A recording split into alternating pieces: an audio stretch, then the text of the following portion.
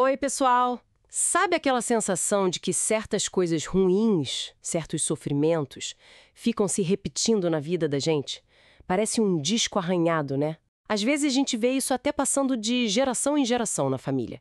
Já parou pra pensar nisso? Oi, com certeza. É uma coisa que muita gente percebe, né? E hoje a gente vai mergulhar justamente nisso. Vamos analisar um material que tem uma visão bem particular que junta psicanálise e uma perspectiva espiritual, mais especificamente cristã, para tentar entender essas repetições.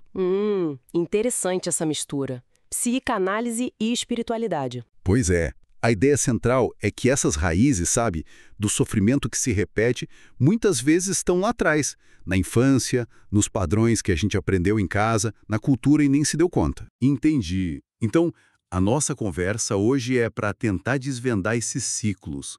O que o material que você viu chama de compulsão à repetição. É isso. Exato. Mas olha, não numa pegada de achar que é maldição ou karma, essas coisas. A visão aqui é outra.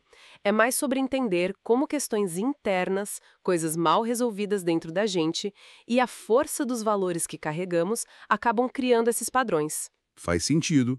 Então vamos lá. Como que essa análise descreve o fenômeno da repetição?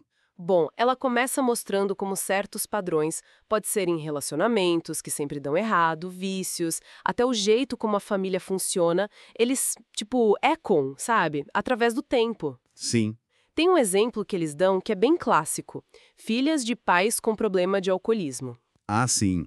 Aquela história de que, mesmo não querendo, a pessoa acaba repetindo o comportamento do pai ou da mãe. Ou então, escolhe um parceiro com o mesmo problema, né? Exatamente, é interessante que o material até comenta como outras visões tentam explicar isso.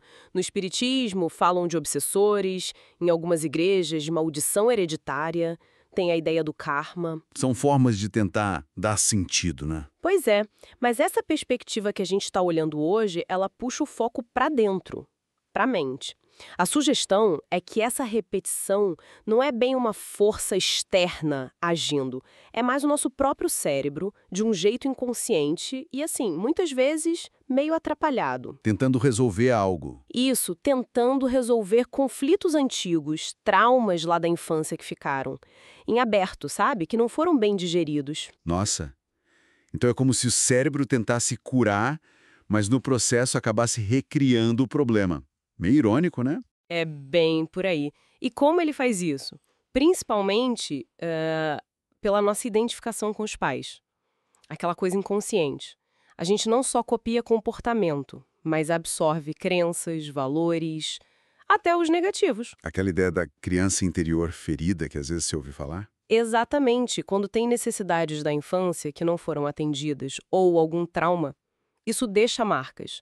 E essas marcas aparecem depois, nos nossos relacionamentos, nas nossas reações de adulto.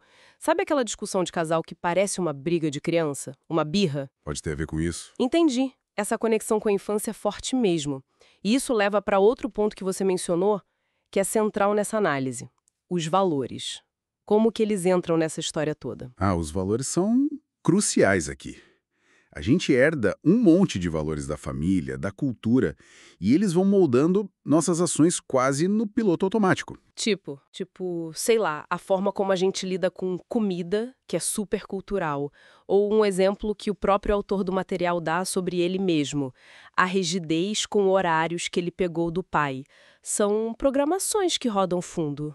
Eu imagino que o problema maior acontece quando esses valores diferentes batem de frente, né? Sim, o material dá um exemplo disso, o conflito que pode rolar entre um valor de pai provedor, super focado em trabalho e horário, e um valor de mãe cuidadora, mais focada no bem-estar dos filhos. São lógicas diferentes. Entendi. E a análise faz uma distinção entre tipos de valores, é isso? Faz uma distinção bem marcada entre valores mais voltados para o mundo material, dinheiro, status, sucesso, até mesmo ativismo político, que o autor cita como algo que foi forte para ele, e valores que eles chamam de espirituais. Valores espirituais, tipo... Amor, fé, isso. Amor, fé, busca por paz interior, conexão com Deus, com o divino. O argumento é que ficar muito preso nos valores materiais dificulta a saída desses ciclos de sofrimento. Tipo a história de Marta e Maria na Bíblia, talvez. Uma super preocupada com as tarefas e a outra mais conectada. Exatamente esse exemplo. Ilustra bem essa tensão entre o foco no fazer externo e o foco no ser interno, na conexão. Ok, acho que entendi a análise do problema. Mas e a solução? Qual o caminho para a mudança que essa perspectiva sugere, se não é só força de vontade? A proposta é uma mudança que começa na mente. Tem até uma referência a Romanos 12:2 sobre se transformar pela renovação da mente. Isso significa, na prática, olhar para esses valores que guiam a gente e conscientemente escolher outros, mudar o foco. Deixar de tentar mudar os outros ou as circunstâncias externas. Exato. E se voltar para dentro, para a transformação interna, Priorizar esses valores mais, digamos, espirituais. como amar a Deus e ao próximo como a si mesmo. Sim, e essa parte do como a si mesmo é vista como chave também, indicando a importância de se conhecer, se aceitar. Mas não é só um processo mental, intelectual. Há uma ênfase grande no que eles chamam de dependência espiritual. Na graça, como Paulo fala, que se manifesta justamente quando a gente reconhece a própria fraqueza. Então seria tipo confiar mais numa orientação superior, sabe? Como diz o Salmo 23, o Senhor é meu pastor. Em vez de ficar rodando aquela programação mental antiga e falha. É essa a ideia. Trocar a fonte do comando, digamos assim. E como fica aquela questão de honrar pai e mãe? Porque se a ideia é justamente não repetir os erros deles. Boa pergunta. A interpretação que o material traz é bem interessante. Honrar não seria imitar cegamente.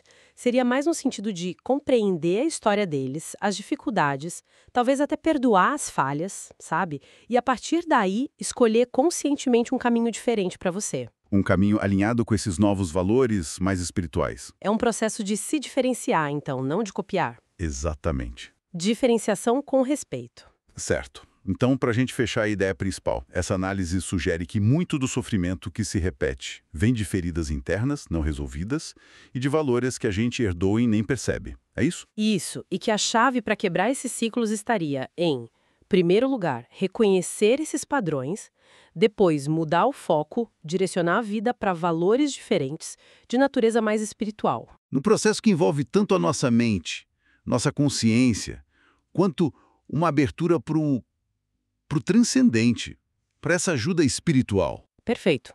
O grande insight, eu diria, é que a mudança profunda, segundo essa visão, exige mais do que só esforço.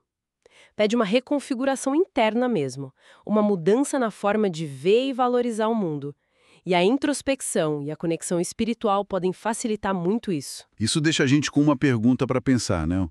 Que valores, talvez esses herdados sem a gente notar, podem estar hoje guiando nossos sentimentos, nossas escolhas, nossos comportamentos? E quem sabe até ir além. O que significaria para a nossa vida se a gente escolhesse conscientemente outros princípios para nos guiar? Buscando talvez mais a paz interna do que o controle externo? Fica aí a reflexão.